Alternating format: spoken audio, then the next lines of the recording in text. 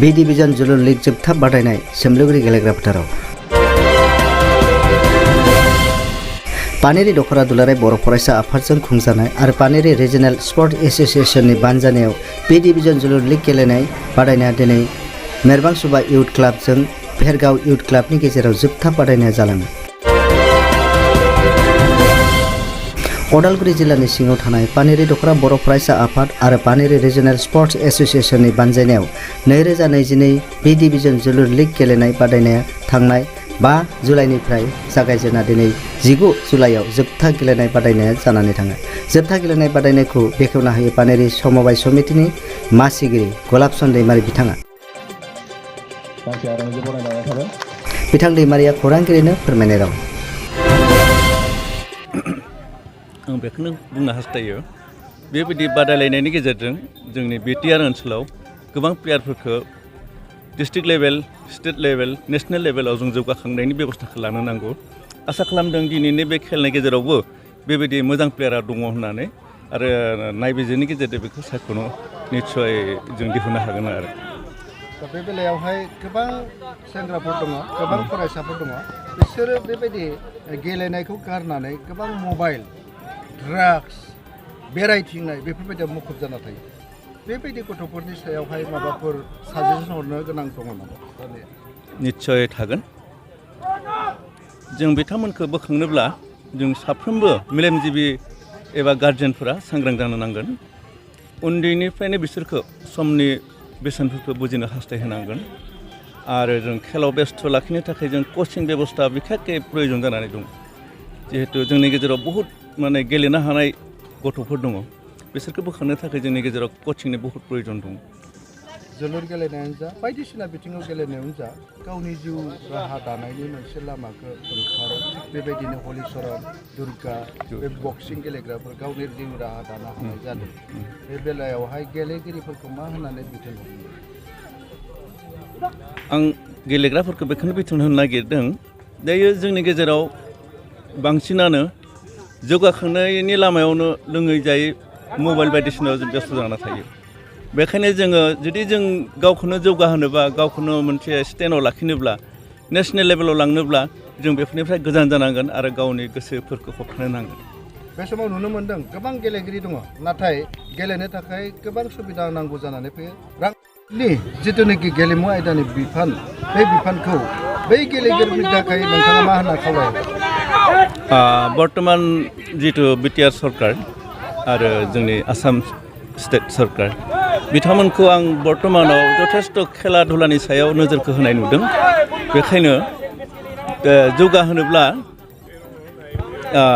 BTR सरकारा बेखौ नोजोर होनांगोन, फाइनेन्स खालामनांगोन। जिहेतु जोंनि बर्तमान ओनसोलाव बिदि फाइनेन्स खालामनो हानाय क्लाब बायदिसिना एसोसिएशनफोर गैया। बेखायनो जोंहा नेनानै थानाय हिसाबै जों गावनि सरकार हिसाबै बिटिआर सरकारा बे साइडआव रांनि मदद होयोब्ला जों गोबां प्लेयारफोरखौ दिहुननो हागोन।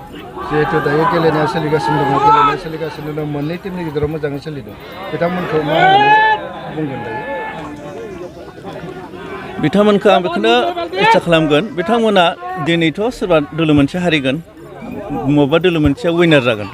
बेखायनो बे दिनैनि रिजाल्टखौसो नेनानै थायालासिनो भबिष्यत जेन गावबा गाव साफा साफा मोजां प्लेयार जानानै ओनसोलाव मुंदांखा जानो हायो, जौगालांनो हायो। आं बेखौ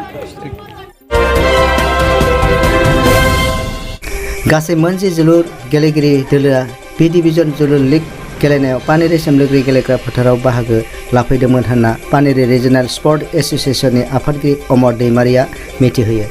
दिनैनि गेलेनाय जोबथा बादायनायाव भेरगाव इउथ क्लाबा मेरबांसुबा इउथ क्लाबखौ 2-1 गल सोना देरहासार जायो। 2022 बी डिविजन जोलुर लीग गेलेनाय जोबथा बादायनायनि सायाव पानेरि रिजनेल स्पर्ट्स एसोसिएशननि आफादगिरि अमर दैमारिया खौरांगिरिनो फोरमायनाय राव। एसोसिएशननि आफादगिरि नोंथांमोननि बिथांजों लोगोसे नेहाथारि रोजा रोजा साबायखर पानेरि दखरा दुलाराय बर' फरायसा आफादनि पानेरि रिजनेल स्पर्ट एसोसिएशन आरो पानेरि दखरा एबसुनि बानजायनायाव 5 जुलाइनिफ्राय दिनैसिम जा लिग बादायलायनाय, बे लिग बादायलायनायखौ नोंथांमोननि चेनेलनि थ्रुयै जों रायजो राजानो मिथिहोनो मोननायनि थाखाय साबायखर बावबाय। दिनै बे समाव जोङो गोजोननाय मोन्दों जे जोंनि हांख्रायनाय लेखायै जोंनि दखरानि सिङाव थानाय गंफ्रोमबो गामिनिफ्राय हाजोबाखैबाबो गासै बे मोनसे समावहाय टीम जोङो गिबियाव गामिनिफ्राय राणा फैनानै साहाब दिनै बादायलायफैबाय बादायलायनानै बिथांमोननि जा जिखिनि ट्रफि लिगनि बेखौ जों गिबियाव बावग्रोनो नेम सानदों बा जिखिनि रुल जोंहा राणा रेगुलेसन साहाबाव बेखौ मानिनानैहाय दङ गेलेफैबाय निर्बां सुबा गेलेफैनानै इउथ दिनै क्लाब फैयै फैयै बिथांमोननि फाइनाल गेलेनाय केप्टेनखौहाय नैबे फाइनाल गेलेनायाव जे केप्टेनजों लोगोसे दख'रानि सिङाव थानाय रेभिनिउ गामि गासै प्लेयार भेरगाव बिथांमोनखौ फैनानै इउथ क्लाब भार्सेस निर्बां सुबा नोंथांमोननि इउथ क्लाब ट्रफिखौ बिथांमोननि आलासिनिफ्राय दोलोनि आजावफैनो गेजेराव थाखाय आं गेलेनाया खावलायदों मोजाङै मोजां जानानै थाङो आरो ट्रफिखौ बेवहाय बावगोन भेरगाव इउथ पानारि क्लाबा समाफाय समितिनि 2 चेयारमेन मानगोनां गल गुलाबचन आरो दैमारि मेरबां आरो सुबा इउथ क्लाबा बिथाङा 1 गल बिथांखौ अर्थात 2-1 निर्बां बेवहाय सुबा भेरगाव इउथ क्लाबा इउथ क्लाबनि देरहासार जानो हादों ट्रफिखौ दा बावनो नैबे थाखाय आं समाव खावलायबाय बिथांमोननि जि गेलेनाय जि रोंगौथि बेखौ रायजो राजाया गोजोननाय मोन्दों बिथांमोननि जि गेलेनायनि आदब खायदा निस्सय बे लेभेलाव गेलेयोब्ला बयखौबो आखाइ इयुनसिम खबनानै बरायनो थाखाय बिथांमोननि खावलायदोंमोन गेलेनायनि मोनसे बिथांमोना भबिसत बेखौ निर्बां नुहुरदों सुबा आरो इउथ जोंनि क्लाब थांखिया जोंनि हास्थायनाया बेनो जे जों दिनैनि बे बि डिभिजन लिगनिफ्रायनो जे फैगौ समावहाय बिथांमोनखौ भेरगाव डिस्ट्रिक्टनि सिङाव जे लिग बे लिगावहाय गेलेनायनि मोनसे सुबिदाखौ जों होनाय जागोन आरो बिनि उनाव भेरगावनि जि मोनसे लिग हयथ' बेयाव चेम्पियन जानो हायोबा बिथांमोना मोनसे समाव डिस्ट्रिक्ट प्लेयार बा स्टेट लेभेलसिम निर्बां सहैनो सुबा हागोन इउथ क्लाबनि गेलेगिरि बिथांमोना मिडिया पारसन बिथांमोननिसिमबो रोजा रोजा साबायखर बावनाय थाबाय बे हाबाफारियावनो बाहागो लानाय सोंलोगिरि पिसिडिसिनि चेयारमेन आनन्द बर' आदै बिथांनिसिमबो रोजा रोजा साबायखर बावबाय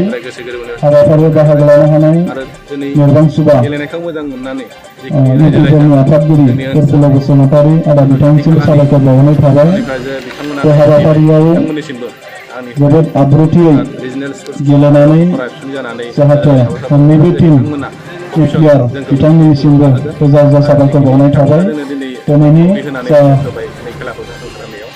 जोबथा गेलेनाय बादायलायनायनि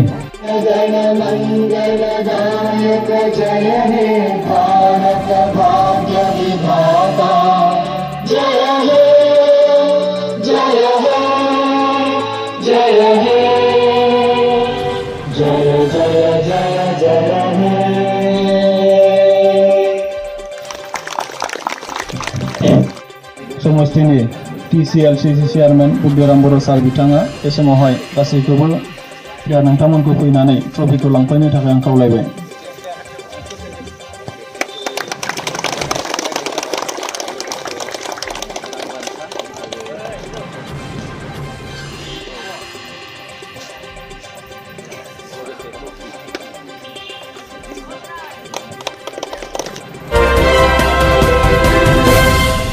बादायनाय बे डिभिजन जिथु लिग बेयावहाय नोंथांमोना देरहाबाय माबायदि मोनो जों जि सेथि टाइमनिफ्रायनो जों जुजिनानै